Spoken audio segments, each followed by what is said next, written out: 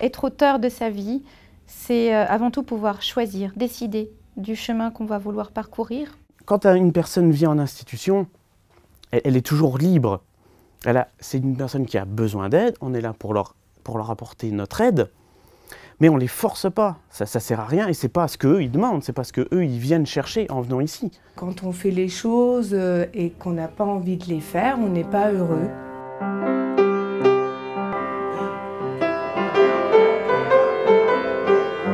Si je joue, c'est que ça me fait plaisir. Il ne faut pas me demander comme ça, allez, tu nous joues quelque chose. Non, si j'ai pas envie, j'ai pas envie. Après le repas, plutôt que de me coucher bêtement, je fais ça. C'est ma passion. J'ai passé des centaines d'heures là-dedans à faire les locomotives, faire le paysage. C'est important que les résidents se sentent utiles. C'est un besoin fondamental pour chaque personne. Je suis en train de préparer des petits objets pour mettre dans les assiettes de tout le monde à Noël. J'aime beaucoup faire ça. Les travaux manuels, j'en ai toujours fait. J'aime bien bricoler.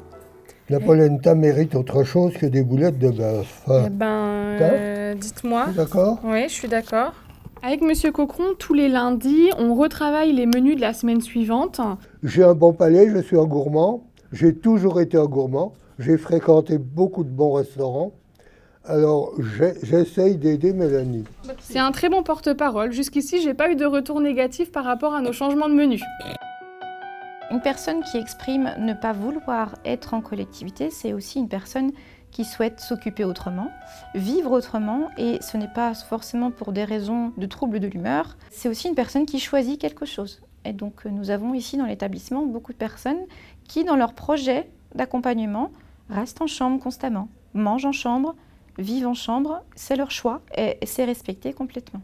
Et c'est un petit bonnet que je tricote là. Oh. Cette dame, elle fait des petits vêtements pour les enfants qui sont nés sous X. Cette activité, elle a un rôle principal dans sa vie. Elle est dedans, elle est concentrée, puis elle est vraiment motivée pour la cause et pourquoi elle le fait. Et ça m'occupe bien. Et comme je préfère rester dans ma chambre, au calme, voilà. Pour la personne qui n'est plus capable de parler, le côté gestuel est vraiment très important, que ce soit notre gestuelle à nous ou la gestuelle du résident. Il faut être très attentif à ce que le résident veut nous montrer et veut nous exprimer. Il y a un jeu en fait entre le résident et nous. Il va forcément nous envoyer des signaux quelque part. Après, c'est à nous de les interpréter. C'est pas toujours simple, mais plus on connaît le résident, plus ça devient facile.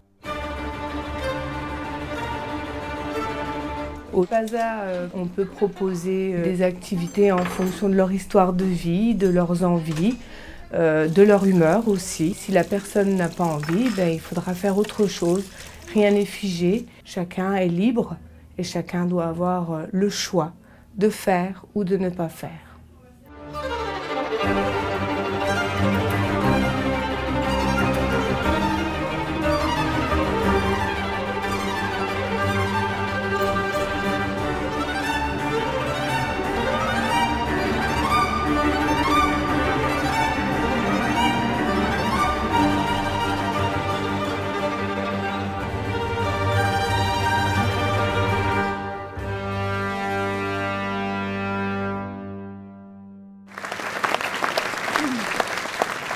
Alors, Monsieur Davreux, tout à l'heure, vous nous avez confié que vous êtes entré donc en maison de repos depuis environ 11 ans. Et on aimerait que vous nous parliez un petit peu votre parcours de vie avant de rentrer dans votre nouvelle maison de vie. Est-ce que vous pouvez nous parler quelques instants de ce parcours ?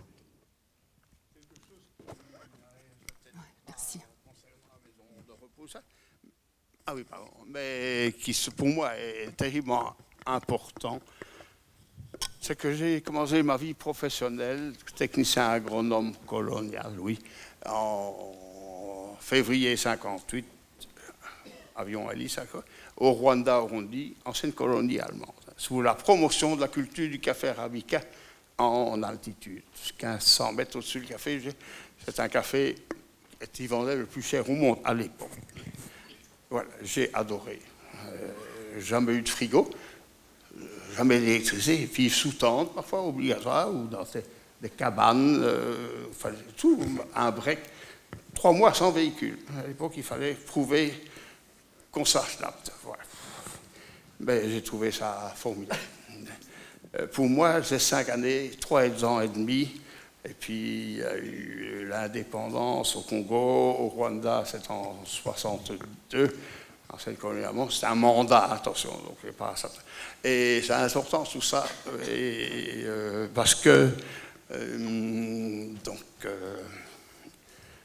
donc oui, après, les termes ont été plus...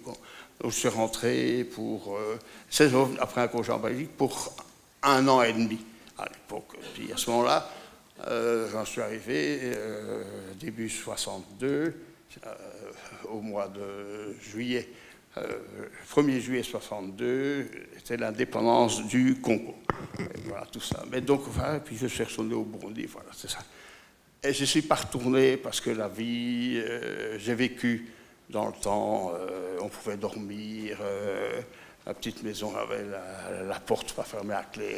Maintenant, j'ai retourné, après au Burundi, j'ai fait des barreaux dans les fenêtres, des gardiens, presque plus d'Européens, de Belges, je dis. Alors, le poste, c'est très important. Les peu qui étaient là encore, beaucoup de femmes rentrées en Belgique, des célibataires. Donc, pour essayer de plus jamais inviter à manger quelque part. Tout ça, je me suis débrouillé. Enfin, voilà. Et j'aurais voulu retourner, ça m'intéressait, mais vu les circonstances, personne n'engageait beaucoup, ni au Congo. Puis j'ai rencontré celle qui est devenue ma femme, et en lui parlant, avant qu'on soit mariés, elle disait « Oh, moi, ça m'intéresserait ». Elle est licenciée en sciences éducation physique, et on lui avait proposé à Lubumbashi, et Elisabethville, il y a un retour. Et voilà. Mais alors moi je me suis dit, on veut des enfants. Vous savez, un enfant, une nuit, peut faire 13 poussées de fièvre. Il n'y a pas à tous les coins de rue, pas de pharmacie. Il faut faire 100, 150, dans des routes impossibles. Donc j'ai dit niet. Voilà. Voilà. Pour la suite, alors, oui, mais dites-moi un peu pour que je ne sois pas trop long. Parce que j'en peux rien, je suis bavard, mais mon totem, c'est Pi bavarde. Hein, ça. À acquérir, hein, par exemple. Oui, maintenant, oui, alors, je suis rentré. J'ai fait une assez forte dépression. J'étais très actif, vous voyez, l'Afrique. J'ai fait partie, encore maintenant, d'une ONG de développement qui est d'origine française, qui est très grosse unité en France à l'époque, non confessionnels, non religieux, mais comme vous savez, c'est plutôt les catholiques qui mènent la danse à tout ça. Et donc la Belgique a été construite en même temps en 65, et de 1980 jusqu'à 2000, en 20 ans, j'ai été administrateur. J'ai été souvent à Versailles, Paris, pour écouter, pour préparer des réunions, etc. Et, voilà. Et puis, j'ai laissé la place aux plus jeunes. Et donc, c'était 1 an avant ma mise à la retraite, en 2001. Et puis, je continue. J'ai été encore bénévole, j'ai encore été aidé énormément. Et puis, je fais toujours partie de l'Assemblée générale l'année passée, au mois de juin, cette année-ci.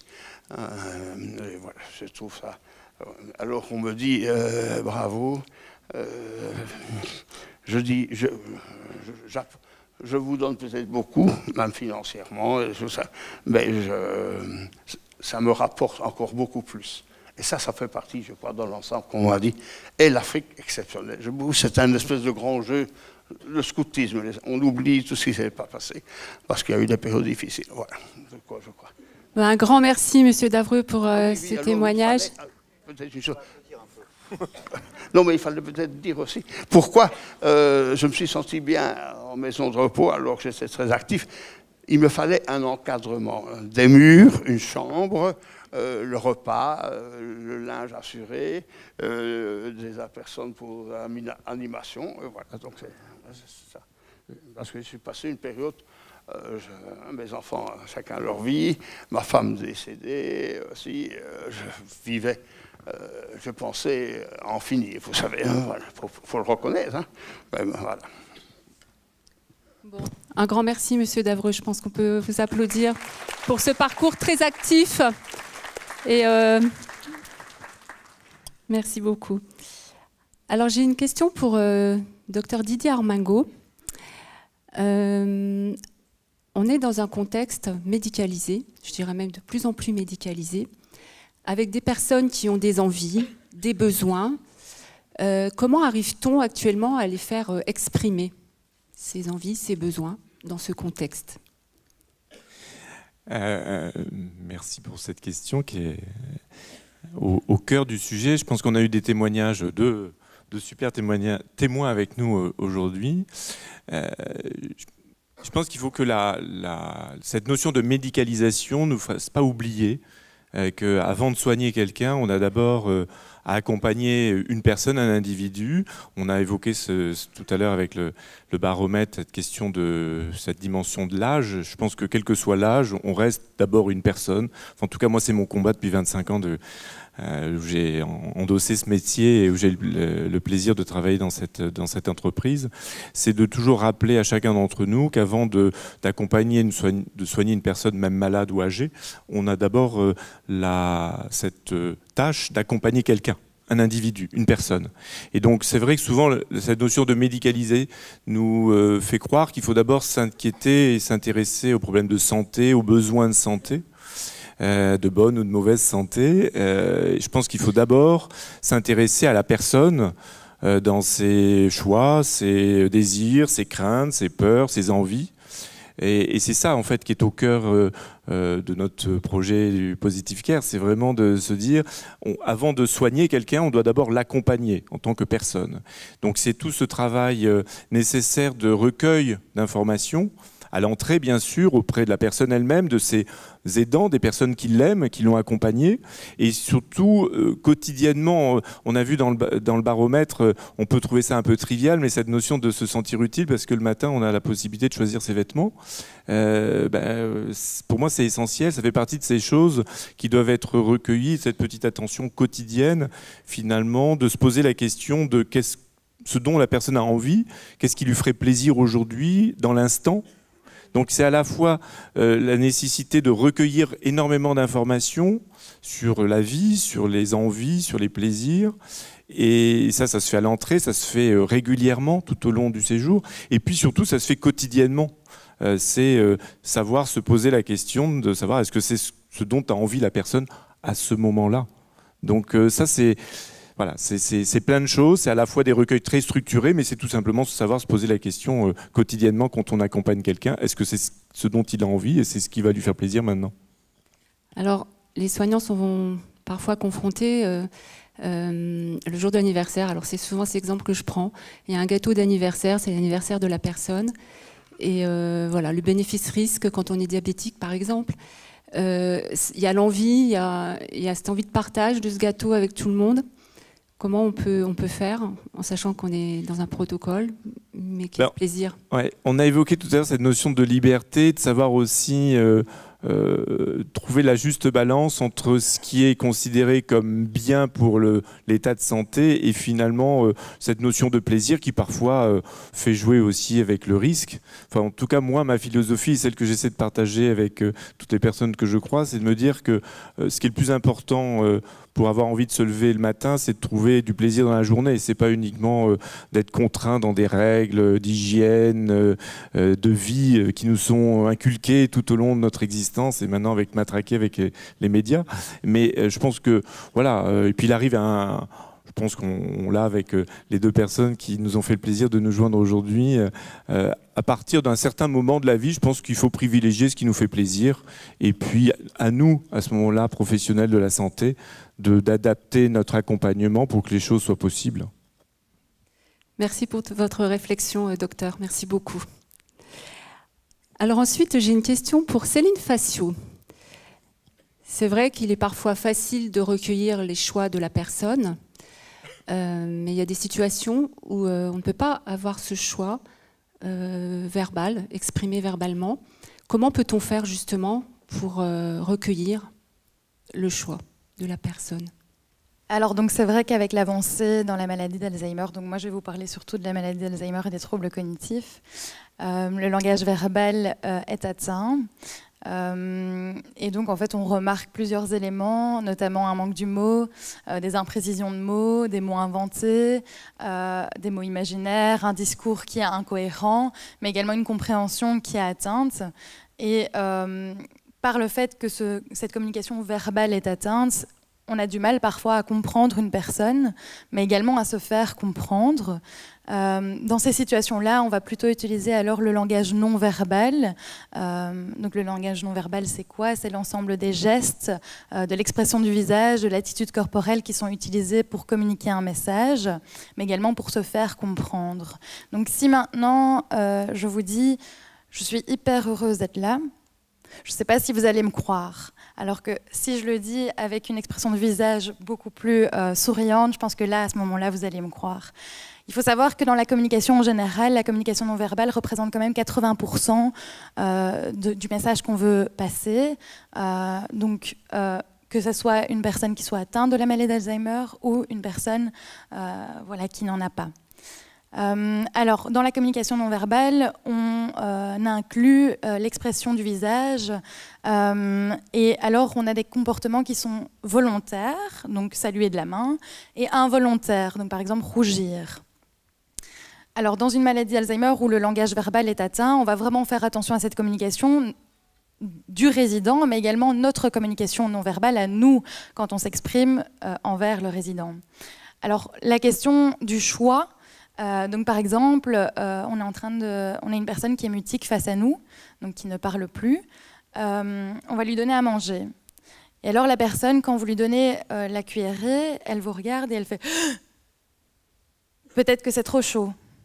Si elle vous fait « oh, c'est peut-être que c'est pas bon ». Voilà, c'est tous des petits choix qu'on peut observer non verbalement. Comme dans la vidéo qu'on a vue, c'est clair que c'est pas toujours facile.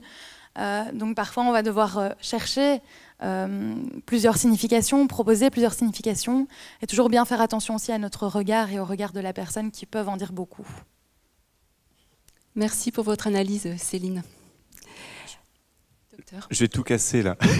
Je voudrais juste rebondir sur ce que vous avez dit, qui est très important. Je pense qu'on parle souvent de la communication non verbale de la personne. On oublie notre propre communication non verbale. Et c'est très important dans la façon dont on se comporte vis-à-vis de l'autre, parce que le verbe est peut-être perdu, mais l'émotion reste présente. Et donc c'est pour ça qu'il faut être très très attentif lorsqu'on est en contact avec l'autre à la façon dont on se tient, la posture, la mimique du visage. C'est essentiel, parce que c'est ça que la personne va interpréter et va comprendre. Va nous voir comme un ami ou va nous voir comme quelqu'un potentiellement dangereux ou en tout cas douteux. Merci. Alors la question suivante s'adresse au docteur Lemaire. On parle beaucoup de réflexion pluridisciplinaire.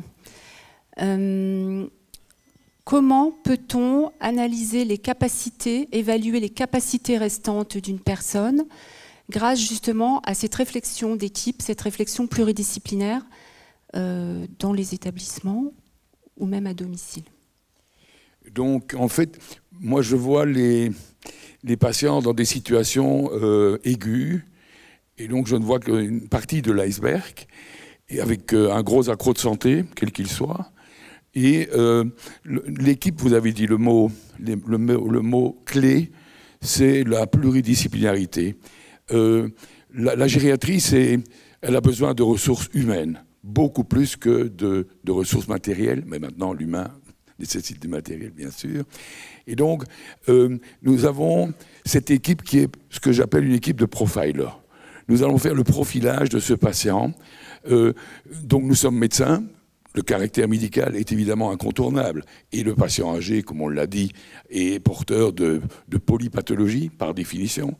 Donc à nous de faire le diagnostic, de faire le ménage dans le traitement, parce que les effets secondaires des médicaments sont légion, 30% des hospitalisations sont liées aux médicaments. Donc nous devons revoir l'ordonnance. Ça fait partie de notre mission principale. Et puis, toute l'équipe des profilers logopède, orthophoniste, ergothérapeute, diététicienne, assistante sociale, kiné, psychologue, neuropsychologue. Ah, ça fait du monde aux réunions pluridisciplinaires. Hein. 24 patients, ça fait 4 heures, 10 minutes par patient, chaque semaine. Mais ça vaut la peine, parce que chacun va faire l'évaluation avec des échelles bien standardisées, bien validées, qui va nous permettre de voir quelles sont les capacités du patient, quelles sont qui restent. Celles qui restent, c'est le plus importante. Et puis, celles qui sont déficientes et les moyens pour les corriger. Et ça fait partie donc du projet de soins qui est adapté à chaque patient. Parfois, il faut reconnaître qu'il n'y a plus grand-chose à faire. Ça, c'est aussi important, à un moment donné, de savoir dire stop. Mais tout ce qui est possible de faire avec toute une équipe humaine, je pense qu'on peut aller très loin. Et je vais rebondir un peu sur ce que M. Doha a dit. La difficulté entre la liberté et le risque, je pense qu'il faut prendre le risque. D'ailleurs, mon confrère l'a souligné aussi, parce que la qualité de la vie, elle passe aussi par une certaine forme de liberté. Et par exemple, la chute, tout le monde est bien d'accord que la chute est un élément gravissime chez le sujet âgé. La moitié sera décédée 2 ans après sa chute, donc c'est énorme. Mais il faut accepter la chute qui est inéluctable à un moment ou l'autre. Mais ce qu'il faut faire, c'est éduquer le patient dans ce qu'on appelle des écoles parachutes pour lui apprendre à se relever, à bien tomber, à se relever. À ce moment-là, on progresse, parce qu'on sait que le risque zéro n'existe pas. On doit gérer ce risque qui existe tout le temps. Voilà, bon, merci beaucoup. Monsieur Davreux, je voudrais vous poser une question. Aujourd'hui, pourriez-vous dire que vous êtes décideur dans votre vie, aujourd'hui ? Est-ce que vous décidez aujourd'hui dans votre vie? Oui, tout à fait. Tout à fait. Je veux absolument mon indépendance. J'ai la chance, la petite maison où on habitait, la rue Parallèle, on l'avait achetée, bien fait, on l'a revendue, la moitié-moitié. Mais aussi, j'avais une assurance vie, le prêt hypothécaire, obligatoire, jusqu'à 65 ans. Mais mon père, quand je suis parti en 58, à 21 ans, en Afrique, me dit, prends une assurance vie. Ma femme me dit, c'est toi, donc une grosse partie. Je me suis retrouvé en maison de repos et j'ai voyagé. Pérou, Laos, Cambodge, Russie, Moscou, Saint-Pétersbourg, Tibet, formidable, Birmanie, c'est tout. Malheureusement, il faut bien regarder. Mes enfants, mon fils a dit, papa, ne dépense pas trop. Puis il est venu faire les comptes, il dit, ah, tu gères très bien. Voilà. Merci, et donc, monsieur Davreux. ça prouve bien. Une chose, je veux dire qui est importante pour moi, et je crois que tout le monde le savent, que le scoutisme, je pense que je n'ai pas fait beaucoup d'années, apporte maintenant un curriculum vitae. Si vous avez fait chef scout, des choses comme ça, c'est vrai, c'est important. Hein, ils choisiront plus vite ceux-là, hein, parce qu'ils sont pris l'indépendance, ils sont pris des responsabilités, c'est ça. Et j'ai constaté ça. 15 ans après que j'ai pris ma retraite, quand c'est plus l'art, mes changements d'études, vu l'Afrique, les situations, fait qu'il encore des gens, 15 ans après, ben, ils sont toujours assis, ils sont plus jeunes que moi, et ils mangent leur sandwich, ils mettent les 2 pieds sur la table, ils jouent à l'ordinateur. Moi, je découvre Bruxelles, je fouine des gens qui ici. Je suis bruxellois depuis toujours. Tu en connais beaucoup plus que moi. Moi, j'ai toujours fouiné. Je mets mon nez partout. Mais c'est ça, vivre. À mémoire, non, la journée du patrimoine, j'ai pu, désolé de le dire, je dis, chère madame, une guide, hein, je dis, là, vous faites erreur, là, c'est ceci. Après, en discutant, elle dit, vous avez raison. C'est ça aimer, c'est ça vivre. C'est vrai, c'est ça vivre, c'est profiter. Bravo. Didier Armingaud, j'ai encore une question pour vous. Les personnes ont des attentes. Comment peut-on suivre et partager ces attentes au quotidien? Comment peut-on être en mesure de partager et suivre les attentes des personnes? Il y a un élément clé, et Pierre en a parlé, c'est ces réunions multidisciplinaires, pluridisciplinaires. Il y a le fameux projet de vie ou projet personnalisé. C'est vrai qu'aujourd'hui, en fait, la question, c'est comment tout à l'heure, on a évoqué cette notion de recueillir l'information, mais après, il y a un autre challenge, c'est la partager et l'entretenir. Voilà. Et donc, je crois qu'aujourd'hui, les organisations, on est là pour trouver les solutions pour aider chacun d'entre nous à pouvoir partager cette petite partie d'information que l'on a, dont l'importance des réunions, comme vous l'évoquiez, pour partager cette information, se tenir informé et comment dire, enrichir la connaissance que l'on a des personnes qui sont accompagnées et finalement aussi de l'évolution tout au long de leur séjour. Donc ça, c'est extrêmement important. Donc ça, c'est des temps d'échange, des temps de partage. Et puis, il y a tout ce quotidien aussi de passage de relais. On se doit d'accompagner 24/24, 7/7. Donc, c'est des changements d'équipe, des changements de collaborateurs. Donc, il y a tout ce passage de relais important entre les personnes. Comment on communique à l'autre. C'est un passage de témoin, finalement, un passage de relais permanent tout au long de la journée. Et l'importance aujourd'hui, c'est aussi de garder en mémoire ça. Donc, c'est pas que de la transmission orale. C'est vrai qu'on insiste beaucoup sur les enregistrements, cette foutue traçabilité. Mais comment c'est vrai qu'on a une mémoire orale, mais il y a aussi cette mémoire écrite. J'ai vu monsieur qui écrit régulièrement et qui adore aussi écrire. Donc, le challenge, c'est de trouver ce moyen d'être dans une communication rapide, utile et tracé. Voilà, donc c'est le projet de personnaliser, c'est les transmissions, c'est tout ça. Donc ça, c'est extrêmement important dans les métiers du soin et de l'accompagnement, de garder une trace de ce qui est fait, ne serait-ce que pour passer le relais au collègue qui prend la succession derrière nous. Et ce sont toutes des notions qu'on retrouve vraiment bien dans votre livre. Nous avons tant de choses à vivre ensemble, qui est exposé vraiment avec beaucoup d'humanitude et une approche qui, je sais, a beaucoup plu aux équipes soignantes. Merci. Oui, je vous passe tout de suite la parole. En fait, hier, j'aurais déjà dû réagir en 2 mots. Donc, sur la communication, elle est essentielle. Et le nombre d'informations est tel qu'il faut des outils adaptés. Et actuellement, l'informatique nous permet ce genre de performance, entre guillemets. Personnellement, nous avons dans notre institution un dossier informatisé avec une ouverture pour tous les participants. Chaque paramédical a son dossier. Et lors de nos réunions, nous travaillons sur écran géant. Toutes les évaluations sont affichées. Chacun commente les résultats positifs ou négatifs et des moyens d'agir. Et deuxièmement, il y a en ce moment un projet, je ne sais pas ce qu'il en est en France, qui s'appelle le RAI, qui est donc une base de données interactive entre tous les intervenants, qu'ils soient à l'hôpital, en institution ou au domicile, et qui est un dossier évolutif pluridisciplinaire du patient, où chacun peut mettre et valider une information, et ainsi on a la ligne du temps de toute l'évolution du patient à tous les niveaux. C'était une petite parenthèse. Merci Didier. Merci, monsieur. Je réagis juste parce que le RAI, qui est un outil merveilleux qui nous vient des États-Unis, avait été testé en France il y a à peu près une vingtaine d'années, mais les Français ont trouvé ça extrêmement compliqué et complexe à mettre en place, parce que c'est vrai que ça va vraiment dans le détail de chacune des thématiques. Moi, j'aime beaucoup cette approche. Et donc, l'objectif aujourd'hui, c'est de développer des outils. En effet, tu précises sur la notion de l'informatique. Je pense que c'est une chance aujourd'hui technologique de pouvoir simplifier et fluidifier l'information. Et c'est vrai que nous sommes toujours en quête de trouver des méthodes pour partager plus simplement et structurer cette réflexion qui doit être vraie pour chacun. Donc c'est tout à fait important. Merci à tous les deux. Alors Céline Facio, j'ai une question concernant l'autonomie.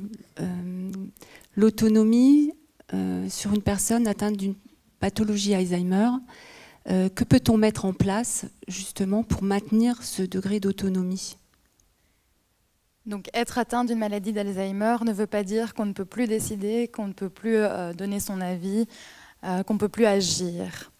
Donc en fait, la stimulation de l'autonomie, elle reste primordiale pour maintenir les capacités préservées, mais également la capacité de fonctionner de celle-ci. Donc, pour pouvoir maintenir l'autonomie, on va mettre en place différentes choses. Donc, on va déjà créer des rituels et éviter le changement. Donc, des rituels pour que la personne puisse faire les choses le plus longtemps possible par elle-même. On va stimuler l'activité motrice. Donc, l'activité motrice, elle est essentielle pour les déplacements, pour pouvoir faire les choses par soi-même. Et donc là, on va utiliser différents outils comme le Silverfit. Donc, c'est un vélo interactif avec une vidéo où un paysage tourne. Donc ça, normalement, il est disponible à un stand, vous pourrez le voir. Des promenades. Il faut savoir aussi que l'activité motrice, il faut au moins en faire tous les jours. Voilà. Alors, on doit également stimuler l'activité sociale, donc avec des activités qui sont adaptées à la personne et à ses intérêts. Donc, je vais donner un exemple aussi parce qu'on doit s'adapter en fonction... Enfin, tous les jours, en fait, parce que ça peut changer du jour au lendemain. Par exemple, une personne, sa famille nous dit, voilà, elle n'a jamais cuisiné, elle n'aime pas faire ça, et voilà. Et le jour où elle rentre en maison de repos, on fait une activité cuisine, et elle veut y participer. On ne va pas lui dire, bah non, tu n'as jamais fait ça de ta vie, tu ne vas pas le faire maintenant. Non. On va la laisser venir et justement faire son propre choix de venir. On va stimuler également tout ce qui est environnement adapté, donc pour que la personne puisse se repérer par elle-même et ne pas toujours devoir demander de l'aide, ce qui est parfois difficile pour elle. Donc par exemple, indiquer où se trouvent les toilettes, mettre des flèches, indiquer où se trouvent les assiettes, les verres, etc., pour qu'elle puisse les prendre par elle-même et pouvoir mettre la table elle-même. On va également faire attention aux capacités préservées et ne pas mettre la personne face à l'échec, parce que l'échec entraînerait du coup un repli sur soi et donc une envie de ne plus rien faire, et c'est pas le but. Donc le but, c'est vraiment de faire un état des lieux des capacités préservées de la personne quand elle rentre, mais également tout au long de son séjour. Voilà. Merci. Docteur Lemaire, est-ce que vous pourriez nous dire comment l'entourage est capable, ou qu'est-ce qu'on peut mettre en place, ou qu'est-ce qu'il existe pour qu'on puisse accompagner l'entourage dans les soins à prodiguer aux personnes âgées, que ce soit en maison de repos ou à domicile? C'est un problème quotidien. Je pense que tous ceux qui sont dans le métier, et je pense qu'ici il y en a beaucoup, connaissent des difficultés avec l'entourage, les familles, compliquées à gérer, inquiètes. Cette inquiétude se traduit par parfois un comportement plus agressif qu'amical. Et on est des hommes et des femmes avec le sentiment aussi. C'est pas toujours facile de contenir notre mauvaise humeur face à des comportements invasifs. Et peu respectueux parfois de notre travail, ou ne comprenant pas bien ce qu'on fait. Et donc, depuis quelque temps, il y a eu une demande de la population, en tout cas dans notre institution, et dans les hôpitaux, ça commence à augmenter, pour que les heures de visite soient élargies. Il y a eu une levée de bouclier du personnel soignant en disant on n'a plus le temps de faire les soins. En gériatrie, on n'a à peine fini les toilettes qu'on est déjà en train de servir le déjeuner, etc. Donc si les familles viennent interférer, c'est compliqué. Il y a eu une réflexion qui était de dire tiens, au fond, mais si on impliquait les familles, ça ferait peut-être avancer les choses, elles comprendraient mieux nos difficultés, et aussi, elles pourraient prendre en charge certaines choses quand le patient rentrerait chez lui ou dans une maison de repos. Et donc est né ainsi le projet qu'on a appelé le projet Famille Partenaire.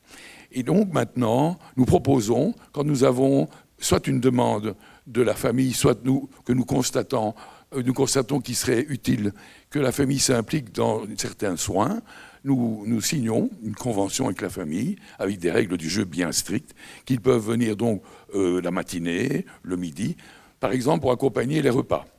Vous savez que donner, c'est pas l'orthophoniste qui va me contredire, donner à manger à une personne âgée, ça peut être une situation à haut risque, étant donné les troubles de déglutition qui accompagnent les multiples pathologies, dont les pathologies démentielles, mais aussi toutes les pathologies neurologiques, après une séquelle d'AVC, le Parkinson, etc. Donc nous avons des troubles de déglutition qui peuvent se traduire par des pneumonies qui sont redoutables, avec un haut taux de mortalité. Donc, donner à manger à un patient, ce n'est pas anodin.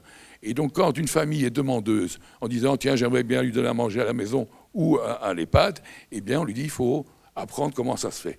La position du patient, la texture. Et donc, toute l'équipe pluridisciplinaire va coacher la famille, la diététicienne, la kinésithérapeute, la logopède, les infirmières, le gériatre. Et progressivement, on développe maintenant plusieurs activités qui peuvent être impliquées dans la famille. Il y a aussi la mobilisation. C'est très bien de vouloir faire les transferts, mais il ne faut pas se casser le dos. Et donc, il y a plusieurs aspects à tenir en compte, dont aussi la santé de ceux qui entourent, les caregivers, qui sont au risque de faire du burn-out, à trop s'occuper. Donc nous ne voulons pas transformer l'entourage en soignants, mais nous comptons les impliquer dans certaines choses ponctuelles.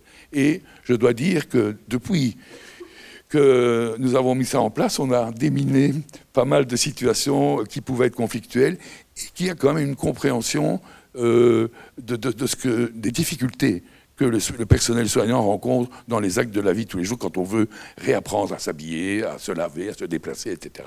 Donc je pense que c'est un message positif. Ouais, très positif, et c'est vrai que cette initiative, un beau partenariat. Ouais.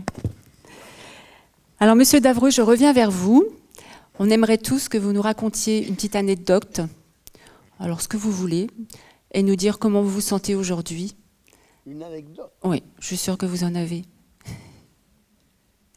Quelque chose que vous avez envie de nous dire? Oui, mais je reviens un instant au vote obligatoire. Certains disent, oui, je vous dis, 4 à les maisons communales, où est Saint-Pierre, à 2 pas où j'ai toujours habité. Donc, l'élection fédérale, on avait 4, fédérale, régionale, bruxelloise, provinciale, tout ce que vous voulez, et européenne. 3 personnes. Et certains disent, ah non, je n'ai pas vu de convocation, rien du tout. On le remplit pour eux. C'est pas normal, il y a des gens qui sont très capables, mais ils n'ont pas envie. Les Français me disent, ah, Manu Ripoche, je connais très bien, il est français, mais il est belge. J'avais une copine londonienne qui habite en Belgique aussi. Ah non, moi je n'ai rien à foutre. Vraiment ça, je n'ai rien à foutre. Les autres aussi, rien à foutre. C'est quand même dommage. Enfin voilà. Je trouve. Et alors, d'autres gens ont dit aussi tricoter, tout ça. Je ne sais pas si c'est parce que la maison de repos Apollo, résidence, maison de vie, je me dis, tiens, maison de vie Apollo est petite, mais le local ou l'ergothérapeute, on fait un peu de tout. Elle est ici, hein. C'est très amusant, moi je participe, mais c'est fort décevant de voir. Je n'ai jamais vu une personne tricoter. Je suis quand même depuis 11 ans, j'ai vu ça tourne, le nombre de décès, ça tourne, ça ne fait que tourner. Et voilà, donc c'est ce que je voulais dire. En gros, 2 choses qui me frappent. D'accord, merci. Alors Céline Facio, est-ce que vous pouvez nous parler du positive care et de l'approche de la personne qui va avec, pour justement gérer cette autonomie restante? Oui, donc le positive care, c'est quoi? C'est soigner et prendre soin des résidents. Donc en fait, il s'agit de matériel qui est utilisé pour la préservation des capacités, mais également pour la stimulation de l'autonomie.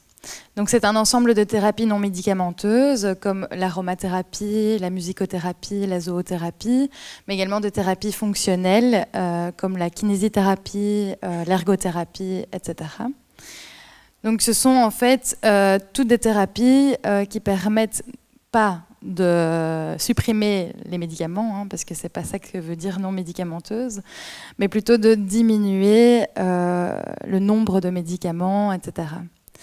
Alors, comment on l'utilise au sein de notre maison de repos, donc les jardins de la mémoire?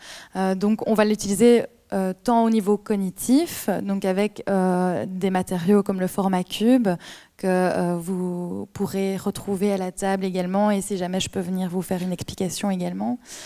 Mais également des ateliers de réminiscence, donc grâce au projet de vie individualisé de la personne évidemment, hein, donc il faut bien connaître la personne avant de lui proposer quelque chose. Des stimulations motrices, donc avec le Silverfit, mais également avec des balades, des promenades, des activités de la vie quotidienne, donc faire les courses, faire les repas, faire la vaisselle, ranger, etc., pour stimuler toutes les activités qu'on fait à la maison, donc comme chez soi. La stimulation du langage, donc tant verbal avec des groupes de parole, des activités de discussion, mais également non verbal avec des appareils comme le Cradle, donc qui permet de transformer le toucher en son. Donc ça, il est également disponible. Je pourrais vous faire une démonstration, mais là, je ne peux pas. Mais également les massages des mains, le Snoezelen, etc., qui sont hyper importants pour rentrer en communication avec des personnes qui ne savent plus discuter. La musicothérapie également, parce que parfois on a une personne qui ne sait plus parler, mais qui d'un coup va commencer à chanter. Et ça, c'est quand même aussi quelque chose qui nous permet de rentrer en communication avec elle. Donc voilà pour tout ça. Alors on a également créé un chariot flash, donc avec nos résidents et pour eux. Donc c'est quoi un chariot flash? C'est en fait un chariot avec plusieurs casiers, et dans chaque casier il y a une activité différente. Donc bon, par exemple, dans un casier il y a des peluches, dans un autre il y a une activité dessin, dans un autre casier il y a du matériel à toucher. Donc en fait, ce matériel est utilisé vraiment en cas de trouble du comportement, d'angoisse, d'agitation, pour permettre à la personne de pouvoir s'apaiser. Évidemment, il faut connaître la personne. On ne va pas proposer à quelqu'un une activité dessin alors que ça n'a pas d'intérêt pour elle. On a également, pour tout ce qui est du coup trouble de la mémoire et des orientations, on a également tout ce qui est, comme je vous ai dit déjà, les panneaux externes, les aides externes, etc., qui sont hyper importantes aussi. Et alors, ce que je n'ai pas dit tout à l'heure, c'est qu'il faut absolument aider la personne à faire seule, mais pas faire à la place de la personne. Donc ça, je pense que c'est hyper important, et ça, j'ai oublié de le dire tout à l'heure. Et je pense que voilà, il faut bien retenir ça, aide-moi à faire seule. Voilà. Merci beaucoup pour cette présentation. Alors nous allons terminer cette table ronde par une question qui va s'adresser au professeur Lemaire. Au quotidien, notre préoccupation à tous, c'est vraiment apporter du bien-être et une qualité de vie à nos résidents, aux personnes, qu'elles soient en maison de repos ou à domicile. Comment vous voyez les choses qu'on peut mettre en place justement pour conserver ce bien-être et cette qualité de vie de la personne ? C'est vrai que c'est une préoccupation qui est à l'avant-plan au moment où on va aborder le projet de sortie, quand le patient est hospitalisé. Souvent après un accro, donc il a perdu une partie de son autonomie, de son indépendance. On essaie de lui rendre ce qu'on peut, et puis on va voir l'après. Et donc il y a deux solutions. Ou bien le patient peut rester au domicile, s'il vient du domicile, et il y a des solutions d'abord d'évaluation du domicile par des ergothérapeutes qui peuvent s'y rendre et dépister les pièges éventuels, les tapis, les étages, des objets, conseiller des aménagements, des barres pour les toilettes, etc. Et ça, c'est, on va dire, sur les ressources matérielles, avec un volet aussi qui est en train, tout doucement, de plus en plus, quand même, de se développer, c'est la domotique. Donc l'aide de tous les outils multimédia à notre disposition actuellement, des lampes qui s'allument toutes seules quand on se lève, c'est déjà une bonne chose pour éviter le risque de chute la nuit, par exemple, des alarmes quand on sonne à la porte, des rappels pour les médicaments, etc. Bon, ça c'est toute la domotique qui est en pleine croissance. Et puis les aides à domicile. Et c'est en fonction de l'évaluation pluridisciplinaire et des carences que l'on a observées que l'on pourra mettre qu'on pourra proposer des aides au domicile en termes d'infirmières, d'ergothérapeutes, de logopèdes, de kinés, etc. Ça, c'est en ce qui concerne le domicile. En ce qui concerne la maison de repos, donc il y a deux options, on va dire. C'est le choix du patient lui-même, d'une part, et on abonde dans son sens quand le patient manifeste le désir. Souvent, qu'est-ce qui fait qu'un patient décide un jour de vouloir aller en maison de repos? Il y a une chose très importante, hormis la perte d'autonomie, etc., c'est la solitude. le problème numéro 1, je crois, de la personne âgée. Le monde est devenu un désert pour eux. Tout leur tissu relationnel a disparu progressivement et ce sont des gens qui sont seuls. Et la solitude, c'est la dépression qui va s'installer, c'est la dénutrition. Et s'il y a des troubles cognitifs, ils sont encore plus aggravés par le manque de communication. Donc, la maison de repos est une bonne solution pour lutter contre la solitude avec toutes les activités que proposent nos amis, Ergo, Logo, etc. Il ne faut pas oublier le Snoezelen aussi, on est en Flandre. Un Snoezelen, c'est une chambre où on travaille les sens, la musique douce, de la lumière tamisée, des objets doux, des fauteuils confortables, pour détendre des patients qui sont angoissés, qui sont anxieux, qui ont des troubles de comportement. C'était la parenthèse. Mais maintenant, en parlant des maisons de repos, je vais me permettre de transmettre un message qui m'est vraiment très cher. Le résident, ce ne sont pas des patients, ce sont des résidents, c'est un adulte majeur et vacciné. Ce n'est pas un enfant. Donc l'infantilisation, s'il vous plaît, évitons-la au maximum. Et un des moyens fondamentaux d'éviter de tomber dans ce piège, c'est le tutoiement. De grâce, haro sur le tutoiement. Même si le résident, vous demande de le tutoyer, non, vous êtes soignant. Vous n'êtes pas sa famille, et ce n'est pas pour créer une barrière, mais c'est pour que vous puissiez garder un regard objectif et ne pas, en plus, faire des approches différentielles d'un résident à l'autre, parce qu'on a malgré tout nos sentiments, et il y a certains résidents avec lesquels on a plus d'affinité que d'autres. Le fait de vous voyez tout le monde nous permet de garder une certaine distance qui est le signe de la qualité quand même des travaux, des soins que l'on va apporter. Donc, un rose sur le tutoiement. Très bien. Mais écoutez, on arrive au terme de cette table ronde. Je tiens à vous remercier vraiment chaleureusement pour la qualité et la richesse de vos propos. Et puis, je vais passer la parole à Serge. Merci. Merci beaucoup. Alors là, on est à un moment, on est presque à la fin de la deuxième table ronde. Donc je vais en 2-3 mots sortir des éléments, puis après, évidemment, s'il y a des échanges, c'est important. D'abord, en effet, c'était extrêmement riche. Je reste juste une seconde sur le tutoiement, parce que finalement, vous voyez comme quoi, très souvent, ce qui a été dit, on peut le retrouver dans d'autres secteurs de la société. Par exemple, je suis prof, j'ai un côté assez cool. Et je fais attention à garder le vouvoiement avec les étudiants, parce que sinon, très vite, on devient pote. Et c'est autre chose.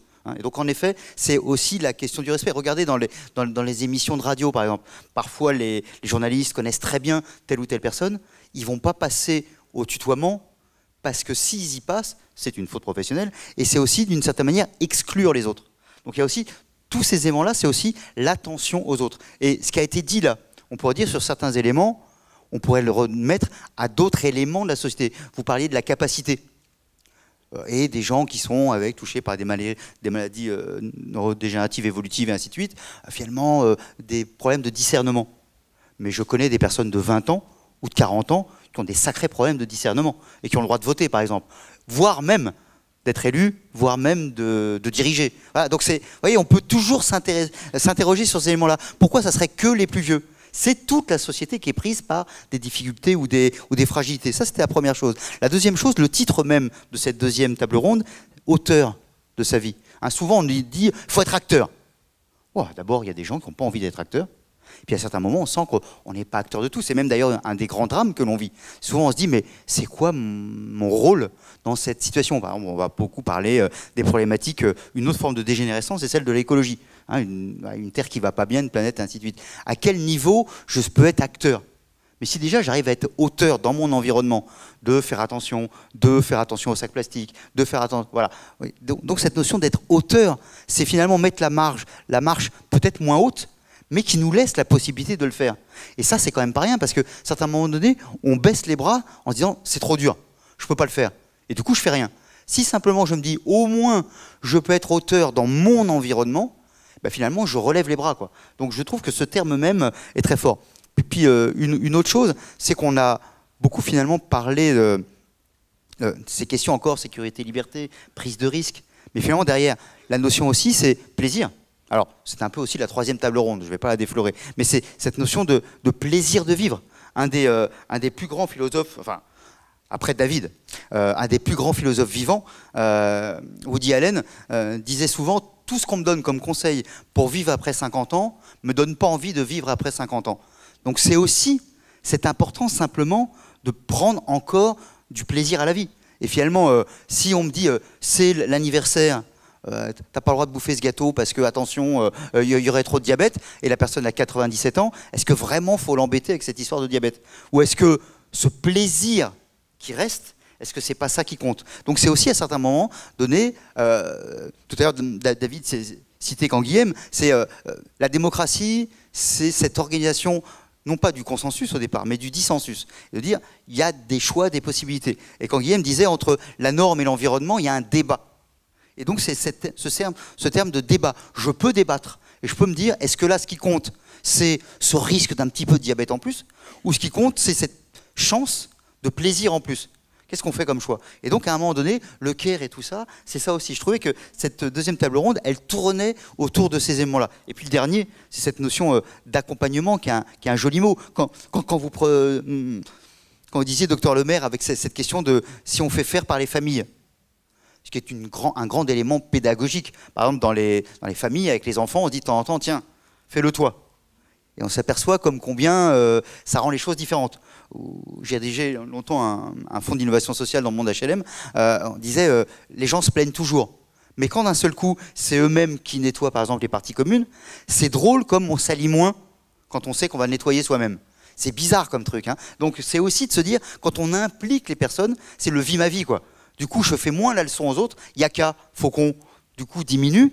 Et puis, j'ai tendance aussi à mieux respecter les choses parce que je l'ai vécu, quoi. Et donc, à tous les niveaux. Et donc là aussi, il y a des choses très, très importantes. Là aussi, finalement, d'être auteur de sa vie ou de la vie des autres au niveau de la plus grande proximité. Et je crois que c'était aussi ça qui était très fort dans cette deuxième table ronde. Et ce qui va nous rester de cela, c'est à la fois le plaisir, le choix, le risque, et puis simplement de se dire, oui, je peux, à tous les âges de la vie, décider, mais aussi avec des limites. Et encore une fois, il y a des gens de 20 ans qui ont déjà largement ces limites-là. Donc comment on trouve ce temps-là? Donc, je crois que c'était très très fort. On est à un moment donné, pour être auteur de sa vie, c'est aussi être auteur de questions. Donc n'hésitez pas, s'il y a des questions à poser, c'est le bon moment. Et là, un grand silence s'abat. Ah, il y a une première question sur ma gauche, ensuite... Bonjour à tous, Mathilde Barrois, je suis infirmière à Corian-le-Halage à Bruay-sur-Escaut en France. Moi j'avais une question, j'ai entendu parler du conseil des parties prenantes et j'aurais aimé en savoir un peu plus. Oui, donc c'est un conseil qu'on a créé il y a quelques semaines maintenant. Et l'idée c'était de pouvoir créer aux côtés de l'entreprise une instance de discussion, de dialogue, avec donc les parties prenantes, c'est-à-dire aussi bien des représentants d'associations de patients, d'associations de personnes âgées comme Hold Up, de professionnels. Je sais qu'il y a le président de l'ordre des infirmiers qui participe à ce comité. Enfin, tous des acteurs en dehors de déjà ce qu'il existe au sein de la Fondation, puisque donc, au sein de la Fondation, il y a le conseil scientifique de la Fondation, donc est déjà un lieu d'échange, de discussion, mais il nous apparaissait important pour Corian d'avoir cette instance dans laquelle on puisse nous aussi saisir cette instance sur des questions d'ordre éthique. On a beaucoup évoqué cette notion aujourd'hui de cette balance entre la sécurité et la liberté, et c'est vrai que parfois on se retrouve dans des situations éthiques complexes, jusqu'où on doit aller pour sécuriser, vous parliez de la question de la chute, mais c'est vrai que jusqu'où doit-on aller pour sécuriser? Est-ce que ce n'est pas finalement contraindre la personne, de limiter ses possibilités d'aller et venir? Voilà. Donc ce conseil ce conseil de comité des parties prenantes a cet objectif de pouvoir apporter à Corian cette ouverture de discussion de personnalités externes à l'entreprise pour nous accompagner dans cet ensemble de réflexions sur l'accompagnement, c'est quoi notre rôle, c'est quoi nos missions, et de pouvoir discuter avec eux et de pouvoir utiliser leur regard sur nos métiers pour nourrir notre réflexion et nous accompagner finalement dans des orientations à prendre. Voilà, donc c'est une nouvelle instance qui a été créée il y a quelques temps. C'est Françoise Weber qui en est la présidente. Et donc voilà, donc c'est quelque chose, je pense, sur lequel on aura l'occasion et le plaisir de pouvoir communiquer sur leurs travaux, leurs propositions, leurs orientations aussi, qu'ils nous donneront sur des choix et des orientations à prendre. Et en fait, on se veut être un peu le reflet de ce que l'on a dans les établissements, parce que ce conseil des parties prenantes, je pense qu'il faut l'avoir aussi à l'échelle des structures. Donc il y a le conseil des familles, le conseil des résidents, le conseil de la vie sociale en France. Voilà, je pense qu'on parlait tout à l'heure aussi de la place des familles. Moi je crois beaucoup à l'expérience qui était évoquée. Moi je suis très favorable à ce qu'on réfléchisse tous ensemble avec les familles sur leur juste place au sein de ce quotidien dans des structures. Parce que moi je me dis ça doit être terrible quand on a accompagné son parent pendant des semaines, parfois des années, et que du jour au lendemain on se retrouve une simple visite. Je ne sais pas si vous connaissez cette chanteuse Linda Lemay, qui est une chanteuse canadienne. Elle a une chanson qui s'appelle La Visite. Et j'adore ce truc parce que c'est vraiment, je trouve, c'est terrible. On se retrouve finalement. Chante-nous un peu. Non, je ne pourrais pas, je serais incapable. Mais et là, je me dis, on a un travail à mener. Voilà. Et donc, ce conseil des parties prenantes, il est important de l'avoir local, et il nous paraissait important aussi de l'avoir comme ça à un niveau. Je dirais plus niveau pays, groupe, pour pouvoir discuter avec ces personnes qui sont aujourd'hui toutes les personnes qui nous font confiance. Alors, écoutez, donc là, merci, on peut les applaudir à nouveau, vous remercier de votre présence. Le soleil va vous faire du bien, il n'y aura plus la lumière qui est assez... Le bruni, c'est bien. Mais oui, mais que d'un côté, donc il va falloir changer après. Voilà. Donc là, on a une petite quinzaine de minutes. Il y a... comment on avait dit tout à l'heure? C'était quoi le terme? La mobilité... comment vous avez dit? Voilà, les stimulations motrices. Donc on va faire un peu de stimulation motrice juste à côté. Il y a des stands, il y a un stand de librairie, on a parlé de livres tout à l'heure. Il y a un petit peu, les chefs ont déjà fait préparer un certain nombre de choses. Donc n'hésitez pas, on se prend un bon quart d'heure et on se retrouve ici pour la troisième partie.